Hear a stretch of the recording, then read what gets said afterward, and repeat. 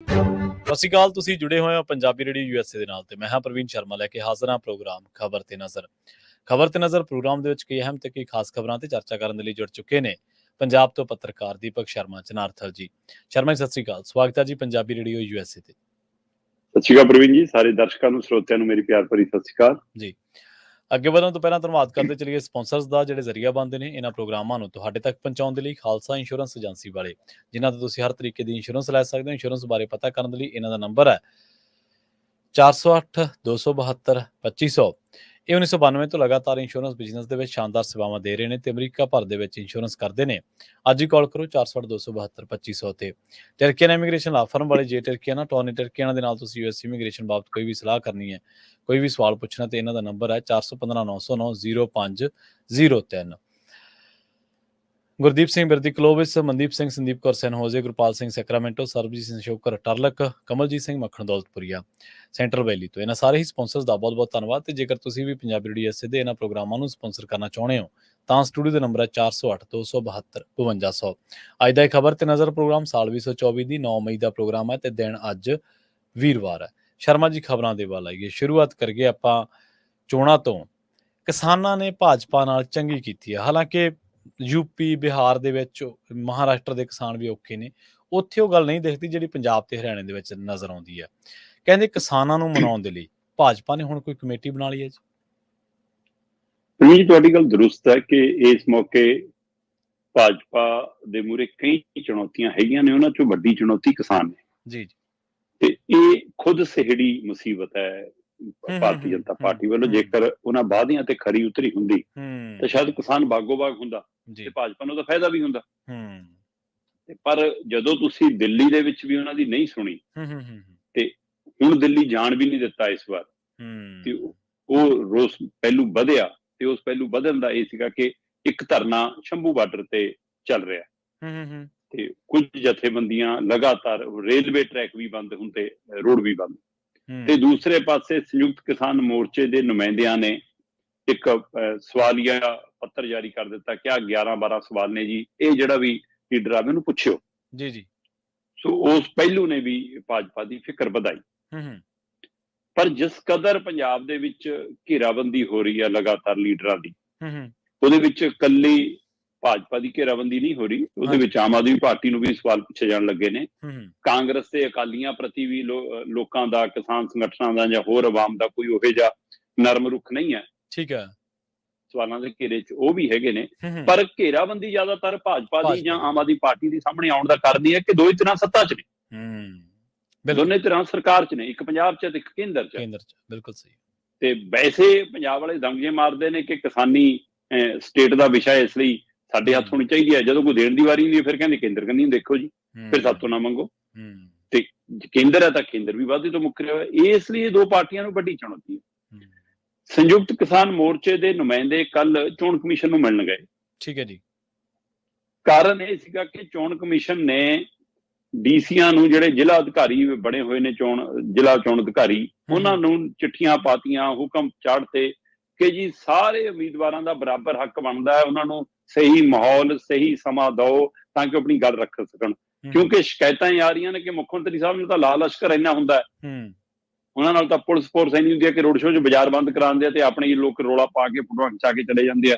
ਲੋਕ ਔਖੇ ਹੋ ਰਹੇ ਆ ਉਹਦੇ ਨਾਲ। ਪਰ ਦੂਜੇ ਉਮੀਦਵਾਰਾਂ ਨੂੰ 10 ਕਿਸਾਨ ਹੁਣ ਤਾਂ ਵੀ ਘੇਰ ਲੈਂਦੇ ਆ, 100 ਕਿਸਾਨ ਨੂੰ ਤਾਂ ਵੀ ਘੇਰ ਲੈਂਦੇ ਆ। ਉਹ ਕਹਿੰਦੇ ਜੀ ਕਿ ਸਾਨੂੰ ਤਾਂ ਗੱਲ ਨਹੀਂ ਰੱਖਣ ਦਿੱਤੀ ਜਾਂਦੀ। ਇਸ ਲਈ ਚੋਣ ਕਮਿਸ਼ਨ ਨੇ ਹਦਾਇਤ ਕੀਤੀ।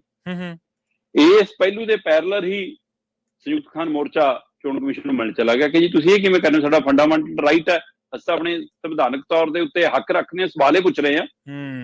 ਕੋਈ ਡਾਂਗੋ ਡਾਂਗੀ ਨਹੀਂ, ਕੋਈ ਗਾਲੋ ਗਲੋਚ ਨਹੀਂ, ਕੋਈ ਊਚ ਨੀਚ ਨਹੀਂ। ਸਾਡੇ ਸਵਾਲਾਂ ਦੇ ਜਵਾਬ ਦੇਣ ਲੀਡਰ। ਅਸਾਂ ਲੀਡਰ ਨੂੰ ਸਵਾਲ ਕਰਨਾ ਸਾਡਾ ਅਧਿਕਾਰ, ਅਸੀਂ ਕਰਾਂਗੇ। ਤੁਸੀਂ ਜੋ ਕਹਿਣਾ ਕਹਿ ਲਓ, ਜਿਹਨੂੰ ਹਦਾਇਤ ਕਰਨੀ ਹੈ। ਬਿਲਕੁਲ ਸਹੀ ਹੈ। ਸੋ ਇੱਕ ਪਾਸੇ ਇਹ ਜਿਹੜਾ ਚੋਣ ਕਮਿਸ਼ਨ ਵੱਲੋਂ ਹਦਾਇਤ ਜਾਰੀ ਹੋਈ, ਇਸ ਨੂੰ ਵੀ ਇਹੀ ਮੰਨਿਆ ਜਾ ਰਿਹਾ ਕਿ ਇਹ ਵੀ ਉੱਪਰੋਂ ਭਾਜਪਾ ਦੀ ਹਦਾਇਤ ਹੈ। ਅੱਛਾ, ਇਹਨੂੰ ਵੀ ਇਸ ਨਜ਼ਰ, ਕਿਉਂਕਿ ਭਾਜਪਾ ਵਾਲੇ ਵੈਸੇ ਵੀ ਉਮੀਦਵਾਰੀ ਤੌਰ ਤੇ ਸ਼ਿਕਾਇਤ ਕਰ ਹੀ ਰਹੇ ਨੇ ਕਿ ਸਾਨੂੰ ਮੁਸ਼ਕਿਲ ਆ ਰਹੀ ਹੈ ਜੀ, ਸਾਨੂੰ ਪ੍ਰਚਾਰ ਕਰਨ ਤੋਂ ਰੋਕਿਆ ਜਾ ਰਹੀ ਹੈ, ਇਹਦੇ ਪਿੱਛੇ ਵਿਰੋਧੀ ਧਿਰਾਂ ਨੇ ਜੀ, ਉਹ ਨੇ ਜੀ, ਉਹ ਤਾਂ ਜੋੜਨਾ ਤਰੀਕੇ ਨਾਲ ਅਗਲੇ ਨੇ ਕਰਨੇ ਆ। ਪਰ ਹੁਣ ਜਿਹੜੀ ਚੁਣੌਤੀ ਹੈ ਉਹ ਅਕਾਲੀ ਦਲ ਮੂਹਰੇ ਵੀ ਹੈਗੀ ਹੈ। ਕਿਉਂਕਿ ਜਦੋਂ ਵੀ ਅਕਾਲੀ ਦਲ ਵਾਲੇ ਟੱਕਰਦੇ ਨੇ ਕਿਸਾਨਾਂ ਨੂੰ ਤਾਂ ਅਕਾਲੀ ਦਲ ਵਾਲੇ ਕਹਿੰਦੇ ਕਿ ਤੁਸੀਂ ਉਹੀ ਹੋ ਜਿਹੜੇ 3 ਖੇਤੀ ਕਾਨੂੰਨਾਂ 'ਚ ਵਿੱਚ ਬੈਠੇ ਸੀ, ਤੁਸੀਂ ਉਹ ਪਾਸ ਕਰਾ ਕੇ ਲਿਆਈ ਸੀ। ਜੇ ਤੁਸੀਂ ਉਸ ਸਮੇਂ ਹੀ ਹਰ ਨਾਰਾ ਮਾਰਿਆ ਹੁੰਦਾ ਤਾਂ ਸਾਨੂੰ ਦਿੱਲੀ ਨਾ ਜਾਣਾ ਪੈਂਦਾ, 700 ਤੋਂ ਵੱਧ ਕਿਸਾਨ ਸ਼ਹੀਦ ਨਾ ਹੁੰਦੇ ਤੇ ਅੱਜ ਤੁਹਾਡੀ ਆ ਹਾਲਤ ਵੀ ਨਾ ਹੁੰਦੀ। ਤੇ ਇਸੇ ਤਰ੍ਹਾਂ ਕਾਂਗਰਸ ਨੂੰ ਵੀ ਇਹੀ ਸਵਾਲ ਹੈ ਕਿ ਕੈਪਟਨ ਅਮਰਿੰਦਰ ਜੀ ਤੁਸੀਂ ਤਾਂ ਕਹਿੰਦੇ ਸੀ ਜੇ ਕੇਂਦਰ ਨਹੀਂ ਦਊਗਾ ਅਸੀਂ ਦੇ ਦਾਂਗੇ MSP, ਕਿੱਥੇ ਗਿਆ ਤੁਹਾਡਾ ਵਾਅਦਾ? ਕਿੱਥੇ ਗਈ ਤੁਹਾਡੀ ਸਰਕਾਰ? ਤੁਸੀਂ ਸਰਕਾਰ 'ਚ ਰਹੇ, ਉਸ ਤੋਂ ਬਾਅਦ ਚੱਲਣੀ ਆਏ ਇੱਥੋਂ ਤੱਕ। ਜੇ ਤੁਸੀਂ ਕਹਿੰਦੇ ਹੋ ਕਿ ਕੇਂਦਰ ਨੇ ਦੇਣੀ ਆ ਤਾਂ ਫਿਰ ਦਿੱਲੀ ਦੇ ਵਿੱਚ ਸਭ ਤੋਂ ਵੱਧ ਰਾਜ ਕਾਂਗਰਸ ਦੀ ਸਰਕਾਰਾਂ ਨੇ ਕੀਤਾ। ਹਾਂ ਬਿਲਕੁਲ। ਤੇ ਫਿਰ ਤੁਸੀਂ ਉਸ ਸਮੇਂ ਕਿਉਂ ਨਹੀਂ ਸਾਡਾ ਮਸਲਾ ਹੱਲ ਕਰਾਤਾ? ਜਾਂ ਪਹਿਲੀਆਂ ਸਰਕਾਰਾਂ ਨੇ ਕਿਉਂ ਕਰਤਾ? ਹੁਣ ਦੇਈ ਜਾਂਦੇ ਨੇ ਚੋਣ ਮੈਨੀਫੈਸਟੋ 'ਚ ਗਰੰਟੀਆਂ, ਰਾਹੁਲ ਗਾਂਧੀ ਹੋਣੀ, ਪ੍ਰਿਅੰਕਾ ਗਾਂਧੀ ਹੋਣੀ, ਕਿ ਅਸੀਂ MSP ਦੇ ਦੇਵਾਂਗੇ, ਸਵਾਮੀਨਾਥਨ ਲਾਗੂ ਕਰ ਦੇਵਾਂਗੇ, ਕਿ ਪਹਿਲਾਂ ਵੀ ਤੁਹਾਡੀਆਂ ਸਰਕਾਰਾਂ ਰਹੀਆਂ। ਹਾਂਜੀ ਹਾਂਜੀ। ਇਸ ਲਈ ਉਹ ਵੀ ਉਸ ਸਵਾਲ ਤੇ ਆਉਂਦੇ ਨੇ। ਤੇ ਮੌਜੂਦਾ ਆਮ ਆਦਮੀ ਪਾਰਟੀ, ਇਹ ਤਾਂ ਮੁੱਖ ਮੰਤਰੀ ਸਾਹਿਬ ਤਾਂ ਪਿੰਡਾਂ ਦੀਆਂ ਸੱਥਾਂ 'ਚ ਖੜ ਕੇ ਕਹਿੰਦੇ ਸੀ ਕਿ ਸਵਾਮੀਨਾਥਨ ਕੇਂਦਰ ਨੇ ਲਾਗੂ ਕਰਨਾ, ਜੇ ਉਹ ਨਹੀਂ ਕਰ ਪਾਉਂਦੇ ਸਾਡੇ ਕੋਲ ਫਾਰਮੂਲਾ ਹੈਗਾ। ਕੇਜਰੀਵਾਲ ਜੀ ਨੇ ਦਿੱਲੀ 'ਚ ਕਰਤਾ, ਬੋਨਸ ਇੰਨਾ ਦਿੱਤਾ ਕਿ ਸਵਾਮੀਨਾਥਨ ਨੂੰ ਵੱਧ ਭਾਅ ਮਿਲਣ ਲੱਗ ਗਿਆ ਦਿੱਲੀ ਦੇ ਕਿਸਾਨਾਂ ਨੂੰ, ਆਪਾਂ ਪੰਜਾਬ 'ਚ ਵੀ ਇਹੀ ਕਰ ਦੇਣਾ। ਤੇ ਬੀਬੀ ਇਹਨਾਂ ਦੀ ਮੰਤਰੀ ਮੰਨ ਤੋਂ ਪਹਿਲਾਂ ਹੀ ਚੁਟਕੀਆਂ ਮਾਰਦੀ ਸੀ ਕਿ 5 ਮਿੰਟਾਂ 'ਚ MSP ਦੇ ਦਿਆਂਗੇ। ਹਾਂਜੀ ਹਾਂਜੀ। ਹੁਣ ਮੁੱਖ ਮੰਤਰੀ ਸਾਹਿਬ ਕਹਿੰਦੇ ਅਸੀਂ ਨਹੀਂ ਦੇ ਸਕਦੇ, ਸਾਡੇ ਹੱਥ ਖੜੇ ਜੀ, ਤਾਂ ਕੇਂਦਰ ਦਾ ਵਿਸ਼ਾ। ਤੇ ਵੋਟਾਂ ਲੈਣ ਲੱਗੇ ਕਿਵੇਂ ਤੁਹਾਡਾ ਵਿਸ਼ਾ ਸੀ ਫਿਰ? ਸਹੀ ਗੱਲ। ਇਸ ਲਈ ਇਹ ਸਵਾਲ ਇਹਨਾਂ ਨੂੰ ਵੀ ਹੋ ਰਹੇ ਨੇ।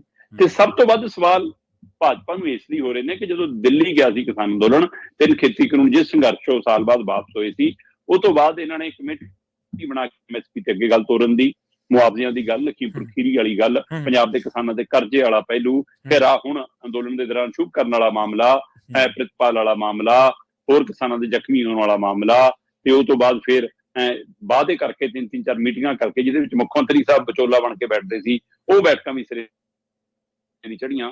ਤੋ ਇਸ ਲਈ ਸਾਰੇ ਪਹਿਲੂਆਂ ਤੇ ਲਗਾਤਾਰ ਮੰਗਾਂ ਲੈ ਕੇ ਕਿਸਾਨ ਘੇਰਾਬੰਦੀ ਕਰਦੇ ਨੇ ਤੇ ਇਹਦੇ ਨਾਲ ਹੁਣ ਔਖੇ ਨੇ ਜੀ ਭਾਜਪਾਈ ਉਮੀਦਵਾਰ। ਉਹਨਾਂ ਨੇ ਹਾਈ ਕਮਾਨ ਤੱਕ ਪਹੁੰਚ ਕੀਤੀ, ਪੰਜਾਬ ਦੇ ਹਾਈ ਕਮਾਨ ਨੇ ਦਿੱਲੀ ਤੱਕ ਪਹੁੰਚ ਕੀਤੀ, ਤੇ ਹੁਣ ਦਿੱਲੀ ਤੋਂ ਇੱਕ ਸੁਨੇਹਾ ਆਇਆ ਪੰਜਾਬ ਦੀ ਭਾਜਪਾ ਲੀਡਰਸ਼ਿਪ ਨੂੰ, ਪੰਜਾਬ ਦੀ ਨੂੰ, ਕਿ ਤੁਸੀਂ ਐਂ ਕਰੋ ਜ਼ਿਲ੍ਹਾ ਪੱਧਰ ਤੇ ਨਾ ਕਮੇਟੀਆਂ ਬਣਾਓ। ਠੀਕ ਹੈ। ਸਥਾਨਕ ਲੀਡਰਾਂ ਨੂੰ ਪਤਾ ਹੁੰਦਾ ਕਿ ਆਪਣੇ ਜ਼ਿਲ੍ਹੇ ਦੇ ਵਿੱਚ ਆਹ ਕਿਸਾਨ ਜਥੇਬੰਦੀਆਂ ਨੇ, ਇਹਨਾਂ ਦੇ ਆਹ ਮੋਢੀ ਨੇ, ਇਹਨਾਂ ਦੇ ਆਹ ਮਸਲੇ ਨੇ, ਇਹ ਏਦਾਂ ਸੈੱਟ ਹੋ ਸਕਦੇ ਨੇ, ਇਹਨਾਂ ਨੂੰ ਏਦਾਂ ਮਨਾਇਆ ਜਾ ਸਕਦਾ ਹੈ।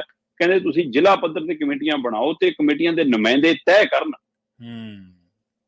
ਕਿ ਜੀ ਆਪਾਂ ਇਹਨਾਂ ਨੂੰ ਮਿਲਣਾ, ਉਹਨਾਂ ਨਾਲ ਅਪਰੋਚ ਕਰਨੀ ਹੈ, ਜਾਂ ਉਹਨਾਂ ਨੂੰ ਬੁਲਾ ਲੈਣ ਜਾਂ ਉਹਨਾਂ ਕੋਲ ਚਲੇ ਜਾਣ ਤੇ ਉਹ ਬੈਠ ਕੇ ਮਸਲਾ ਹੱਲ ਕਰ ਲੈਣ ਕਿ ਕਿਵੇਂ ਇਹਨੂੰ ਨਿਬੇੜਨਾ। ਇਹਨੂੰ 14 ਤਰੀਕ ਤੋਂ ਪਹਿਲਾਂ ਹੱਲ ਕਰੋ। ਇਹ ਕੇਂਦਰ ਦੀ ਜਾਂ ਭਾਜਪਾਈ ਹਾਈ ਕਮਾਂਡ ਦੀ ਸਿੱਧੇ ਰੂਪ 'ਚ ਪੰਜਾਬ ਦੀ ਲੀਡਰਸ਼ਿਪ ਨੂੰ ਹਦਾਇਤ ਆ ਗਈ ਕਿ 14 ਮਈ ਤੱਕ ਮਾਮਲਾ ਨਿਬੇੜ ਲਓ, ਉਸ ਤੋਂ ਬਾਅਦ ਦੱਬ ਕੇ ਪ੍ਰਚਾਰ ਹੋਣਾ ਚਾਹੀਦਾ, ਫਿਰ ਨਹੀਂ ਕੋਈ ਗੱਲ।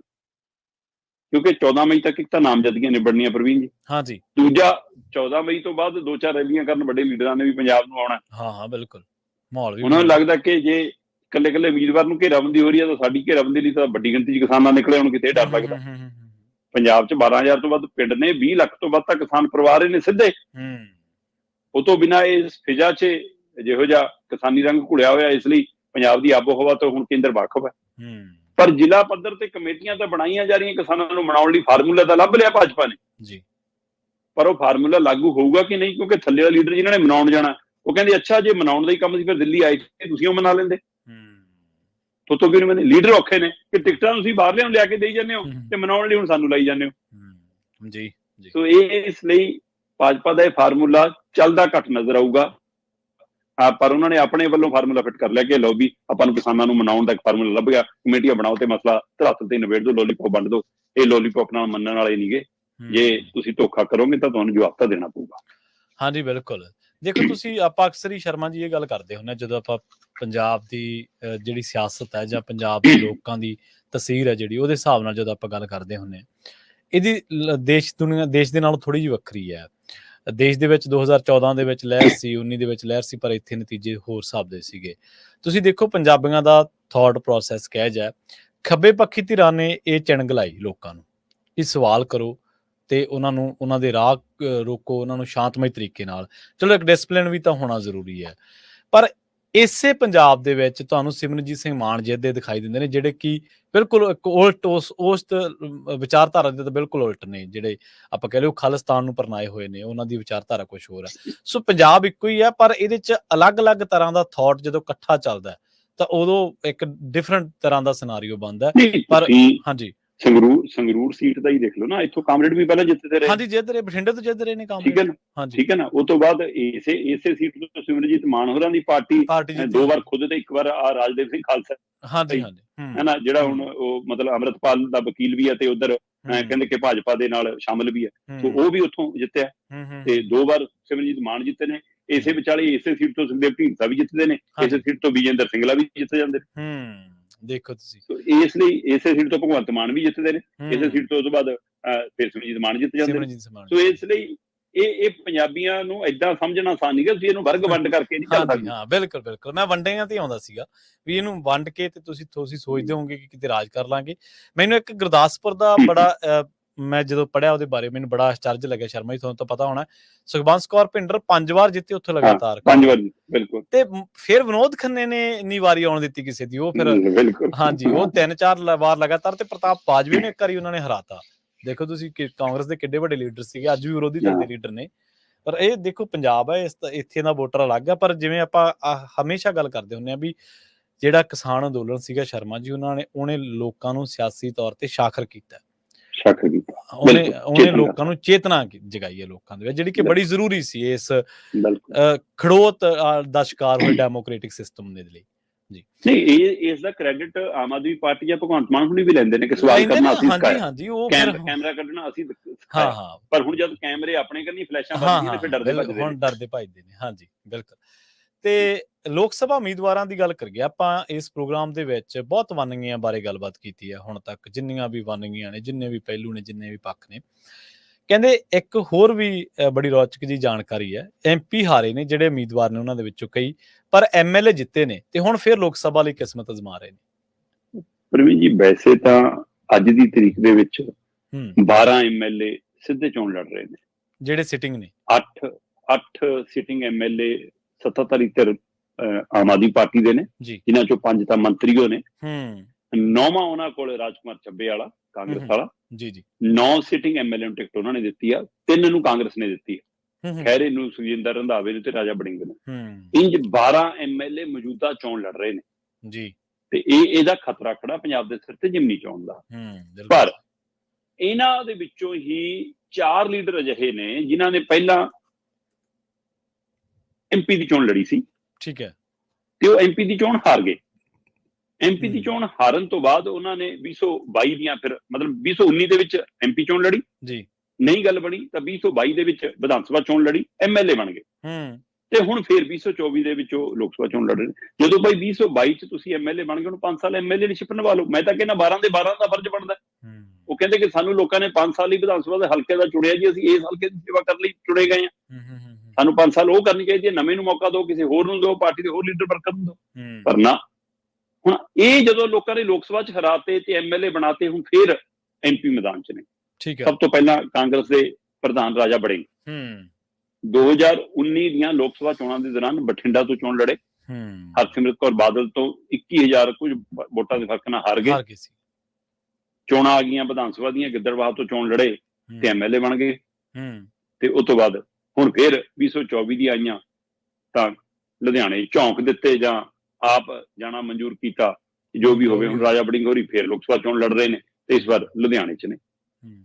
ਇਸ ਤੋਂ ਬਾਅਦ ਇਹਨਾਂ ਦੀ ਹੀ ਪਾਰਟੀ ਦੇ ਅੱਜ ਕੱਲ MLA ਚੱਲੇ ਆ ਰਹੇ ਸੁਖਪਾਲ ਖਹਿਰਾ, ਇਹ ਵੀ ਬਠਿੰਡਾ ਪਹੁੰਚੇ ਪਏ ਸੀ 2019 ਦੇ ਵਿੱਚ। ਇਹਨਾਂ ਨੇ ਆਪਣੀ ਪਾਰਟੀ ਬਣਾਈ ਵੀ ਸੀਗੀ ਜਦੋਂ, ਉਸ ਪਾਰਟੀ ਵੱਲੋਂ ਇਹ ਵੀ ਉੱਥੇ ਲੜਨ ਗਏ ਸੀ ਹਰਸਿਮਰਤ ਦੇ ਵੜਿੰਗ ਦੇ ਸਾਹਮਣੇ। ਇਹ ਬਠਿੰਡਾ ਤੋਂ ਹਾਰ ਕੇ ਆ ਗਏ। ਉਸ ਤੋਂ ਬਾਅਦ ਕਾਂਗਰਸ ਚ ਆ ਗਏ, ਕਾਂਗਰਸ ਜਾ ਕੇ ਭਲੱਥ ਤੋਂ ਟਿਕਟ ਮਿਲ ਗਈ ਤੇ MLA ਬਣ ਗਏ, ਤੇ ਅੱਜ ਫੇਰ ਸੰਗਰੂਰ ਪਹੁੰਚੇ ਹੋਏ ਨੇ MP ਦੀ ਚੋਣ ਲੜਨ ਕਾਂਗਰਸੀ ਟਿਕਟ ਤੇ। ਇਸੇ ਤਰ੍ਹਾਂ ਹੁਸ਼ਿਆਰਪੁਰ ਖੇਤਰ ਦੇ ਲੀਡਰ ਰਾਜਕੁਮਾਰ ਚੱਬੇ ਵਾਲਾ ਹੋਰੀ, ਇਹ ਵੀ ਪਿਛੋਕੜ ਕਾਂਗਰਸ ਨਾਲ ਜੁੜਦਾ, ਮਤਲਬ 3 ਬੰਦੇ ਸਿੱਧੇ ਕਾਂਗਰਸੀ ਹੋ ਗਏ ਨਾ। ਚਲੋ ਅੱਜ ਕੱਲ ਆਮ ਆਦਮੀ ਪਾਰਟੀ ਨੇ ਰਾਜਕੁਮਾਰ ਚੱਬੇਵਾਲ ਹੋਰਾਂ ਨੇ 2019 ਦੀ ਲੋਕ ਸਭਾ ਚੋਣ ਹੁਸ਼ਿਆਰਪੁਰ ਚ ਸੋਮ ਪ੍ਰਕਾਸ਼ ਦੇ ਸਾਹਮਣੇ ਕਾਂਗਰਸ ਦੀ ਟਿਕਟ ਤੇ ਲੜੀ, ਹਾਰ ਗਏ। ਤੇ 2022 ਦੇ ਵਿੱਚ ਫਿਰ MLA ਦੀ ਟਿਕਟ ਮਿਲ ਗਈ, MLA ਲੋਕਾਂ ਨੇ ਬਣਾਤਾ। ਹੁਣ 5 ਸਾਲ ਹੀ ਤੁਸੀਂ MLAਸ਼ਿਪ ਕਰਕੇ ਲੋਕਾਂ ਦੀ ਸੇਵਾ ਕਰ ਲੈਂਦੇ, ਜਿਹੜੀ MP ਬਣ ਕੇ ਕਿਹੜੀ ਕੋਈ ਵੱਖਰੀ ਕਰਨੀ ਸੀ, MLA ਬਣ ਕੇ ਕਰ ਲੈਂਦੇ ਪਹਿਲਾਂ।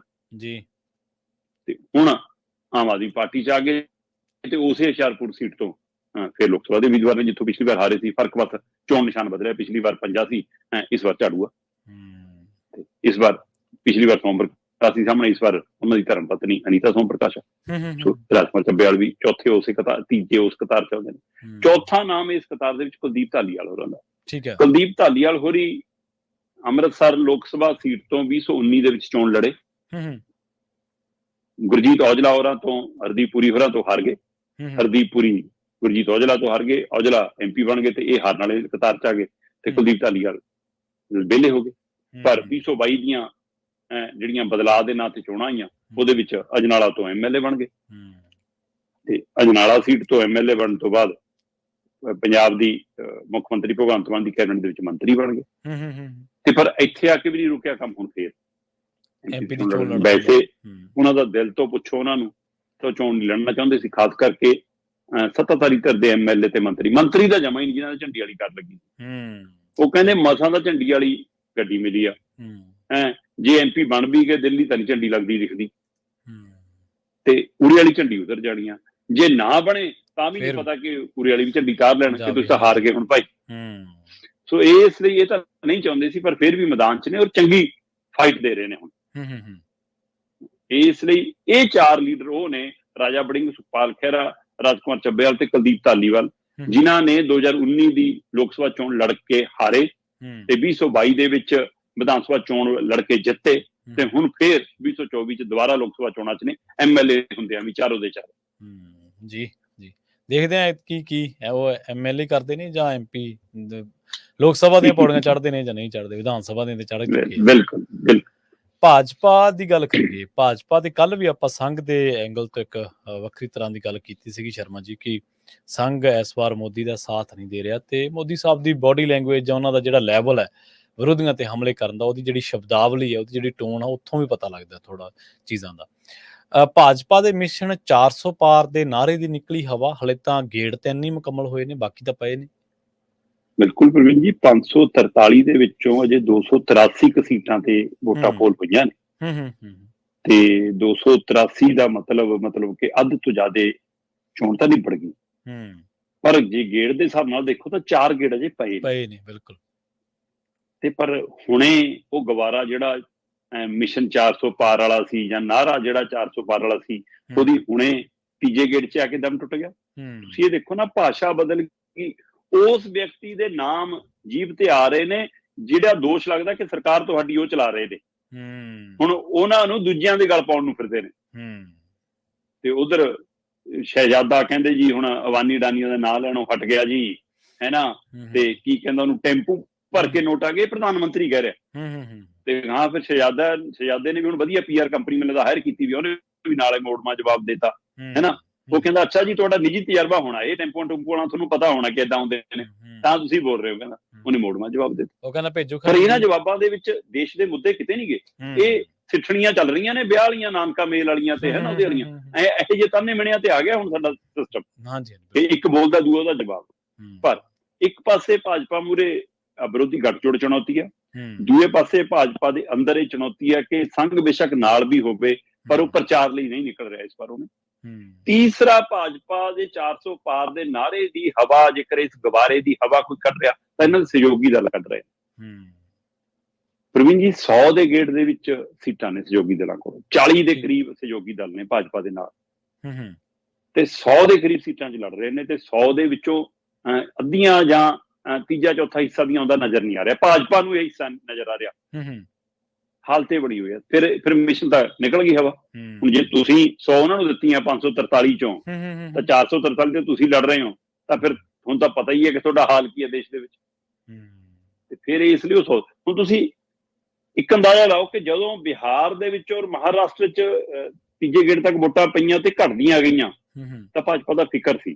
ਕਾਰਨ ਮਹਾਰਾਸ਼ਟਰ ਦੇ ਵਿੱਚ ਪਿਛਲੀ ਵਾਰ 48 ਚੋਂ 41 ਸੀਟਾਂ NDA ਗੱਠਜੋੜ ਲੈ ਗਿਆ ਸੀ। ਠੀਕ ਹੈ ਜੀ। ਇਸ ਵਾਰ ਕੋਈ ਵੀ ਸਰਵੇ, ਨਾ ਇਹਨਾਂ ਦੇ ਆਪਣੇ ਅੰਦਰੂਨੀ, ਨਾ ਮੀਡੀਆ ਵਾਲੇ, ਕੋਈ ਵੀ ਇਹਨਾਂ ਨੂੰ 48 ਚੋਂ 41 ਸੀਟਾਂ ਨਹੀਂ ਦੇ ਰਿਹਾ।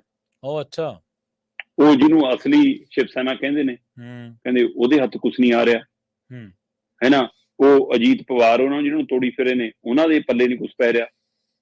ਸੋ ਇਸ ਲਈ ਇਹਨਾਂ ਨੂੰ ਉੱਥੇ ਹੁਣ ਇਹ ਲੱਗ ਰਿਹਾ ਕਿ ਸਾਡੀਆਂ ਇਹ ਸਾਡੀ ਕਿਸ਼ਤੀ ਡੁਬਾਉਣਗੇ। ਠੀਕ ਹੈ ਜੀ।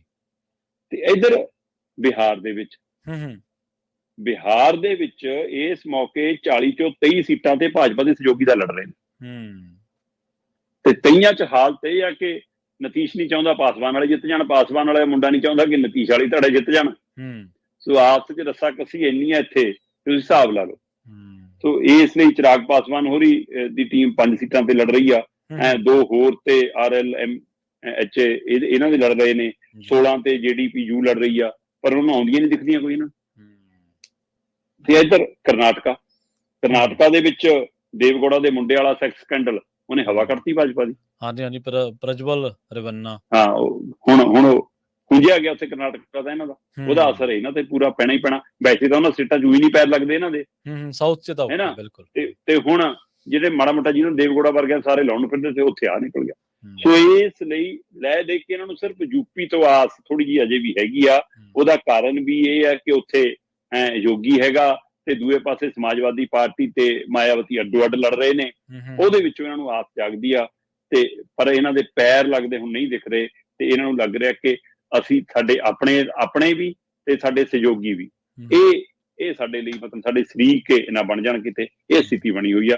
ਸੋ ਇਸ ਲਈ ਇਹਨਾਂ ਦੇ 400 ਪਾਰ ਵਾਲੇ ਨਾਅਰੇ ਦੀ ਤਾਂ ਹਵਾ ਨਿਕਲ ਗਈ ਜੀ ਤੀਜੇ ਗੇੜ 'ਚ।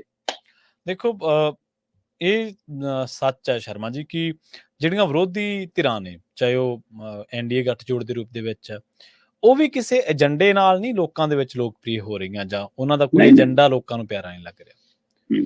ਪਰ ਇਹ ਹੈ ਕਿ ਇਹਨਾਂ ਨਾਲੋਂ ਲੋਕ ਟੁੱਟ ਰਹੇ ਨੇ। ਤੇ ਮਹਾਰਾਸ਼ਟਰ ਦੇ ਬਾਰੇ ਜਿਵੇਂ ਤੁਸੀਂ ਜ਼ਿਕਰ ਕੀਤਾ, ਬਿਹਾਰ ਦੇ ਵਿੱਚ ਤਾਂ ਲੋਕ ਕਹਿੰਦੇ ਵੀ ਤਿਆਰ ਬੈਠੇ ਸੀ, ਕਿਉਂਕਿ ਜਿਹੜੀ ਫਾਈਟ ਤੇਜਸਵੀ ਯਾਦਵ ਦੇ ਰਿਹਾ, ਉਹ ਕਿਸੇ ਹੋਰ ਖੇਤਰੀ ਦਲ ਤੋਂ ਉਸ ਲੈਵਲ ਦੀ ਨਹੀਂ ਇਹਨਾਂ ਨੂੰ ਮਿਲੀ ਹਲੇ ਤੱਕ।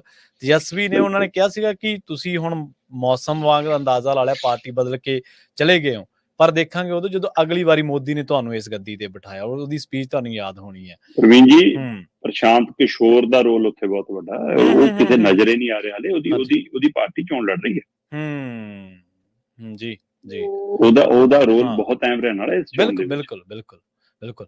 ਪਰ ਇਹ ਚਾਹੇ 400 ਪਾਰ ਦੇ ਆਪਾਂ ਗੱਲ ਕਰ ਰਹੇ ਹਾਂ, ਨਾਰੇ ਦੀ ਹਵਾ ਨਿਕਲਣ ਦਾ ਮਤਲਬ ਇਹ ਨਹੀਂਗਾ ਕਿ ਸਰਕਾਰ ਕਿਹਦੀ ਬਣੂਗੀ। ਇਹ ਵੋਟਰਾਂ ਦੇ ਹੱਥ ਹੈ।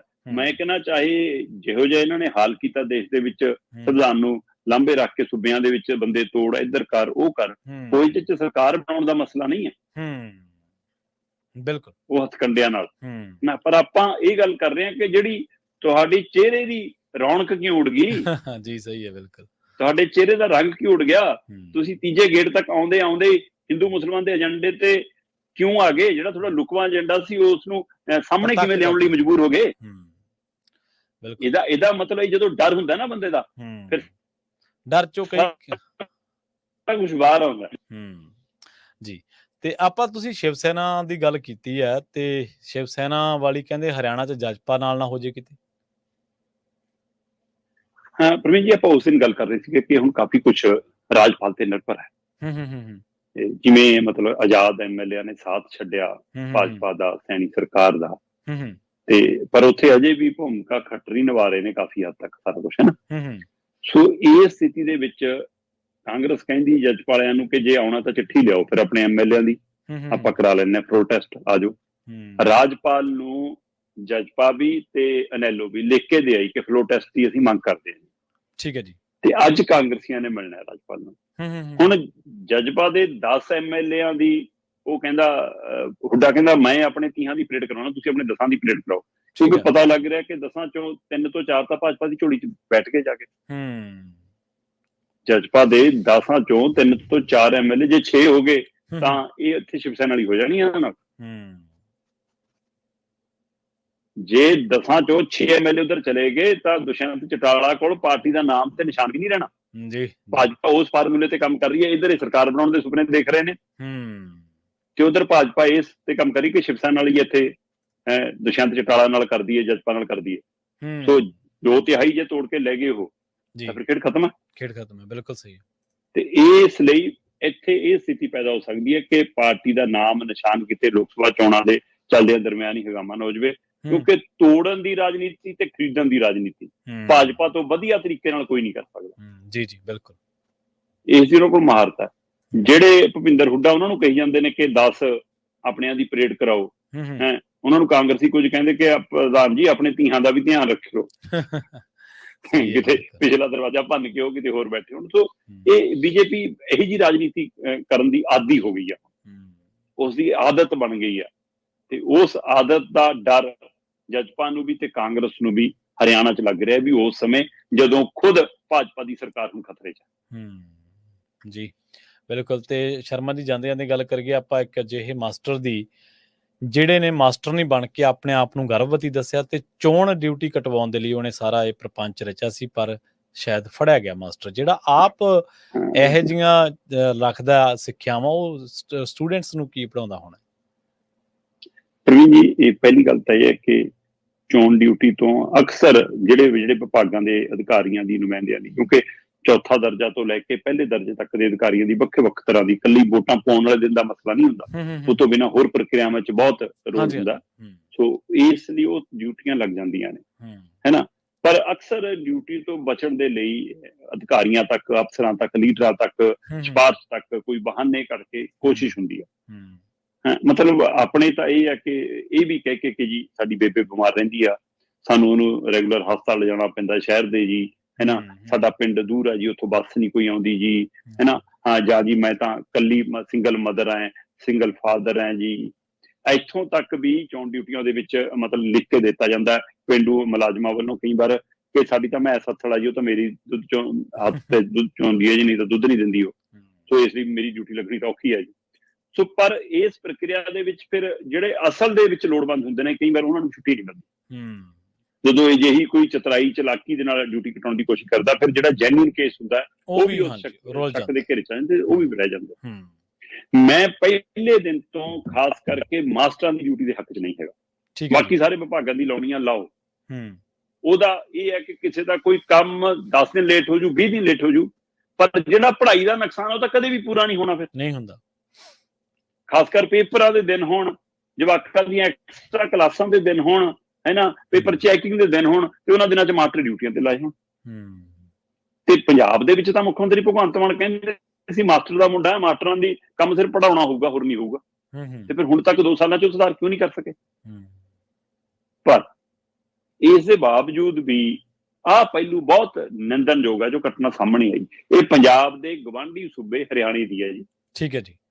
ਹਰਿਆਣੇ ਦੇ ਜੀਂਦ ਜ਼ਿਲ੍ਹੇ ਨਾਲ ਸੰਬੰਧਿਤ ਇੱਕ ਮਾਸਟਰ ਸਤੀਸ਼ ਕੁਮਾਰ ਨੇ ਆਪਣਾ ਡਿਊਟੀ ਚੋਂ ਨਾ ਕਟਾਉਣ ਲਈ, ਪਤਾ ਨਹੀਂ ਹੁਣ ਸਤੀਸ਼ ਕੁਮਾਰੀ ਬਣਿਆ ਕਿ ਨਹੀਂ ਬਣਿਆ, ਪਰ ਮਰਦ ਵਾਲੇ ਖਾਨੇ ਦੇ ਵਿੱਚ ਉਹਨੇ ਆਪਣੇ ਆਪ ਨੂੰ ਮਹਿਲਾ ਦਰਜ ਕਰਾ ਦਿੱਤਾ। ਉਹ ਅੱਛਾ। ਹੁਣ ਮਹਿਲਾ ਦਰਜ ਕਰਾਉਣ ਨਾਲ ਤਾਂ ਡਿਊਟੀ ਕੱਟਣੀ ਨਹੀਂ ਸੀ ਪ੍ਰਵੀਨ ਜੀ, ਬੀਬੀਆਂ ਦੀ ਵੀ ਡਿਊਟੀ ਲੱਗਦੀ ਹੈ। ਹਾਂਜੀ ਹਾਂਜੀ। ਹਾਂ, ਗਰਭਵਤੀ ਦੱਸਣ ਨਾਲ ਕੱਟਦੀ ਸੀ। ਕੱਲਾ ਫਿਰ ਸਤੀਸ਼ ਕੁਮਾਰੀਓ ਨਹੀਂ ਬਣਿਆ, ਮਾਸਟਰ ਨਹੀਂ ਬਣਿਆ, ਫਿਰ ਆਪਣੇ ਆਪ ਨੂੰ ਗਰਭਵਤੀ ਵੀ ਦਿਖਾਇਆ ਕਿ ਮੇਰੇ ਤਾਂ ਜਵਾਕ ਹੋਣ ਵਾਲਾ ਜੀ।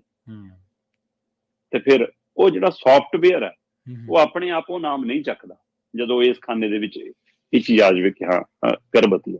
ਸੋ ਲੇਡੀਜ਼ ਦਿਖਾ ਕੇ, ਆਪਣੇ ਆਪ ਨੂੰ ਗਰਭਵਤੀ ਦਿਖਾ ਕੇ ਉਹ ਡਿਊਟੀ ਤੋਂ ਬਚ ਗਿਆ। ਠੀਕ ਹੈ ਜੀ। ਉਹਦੀ ਡਿਊਟੀ ਨਹੀਂ ਲੱਗੀ,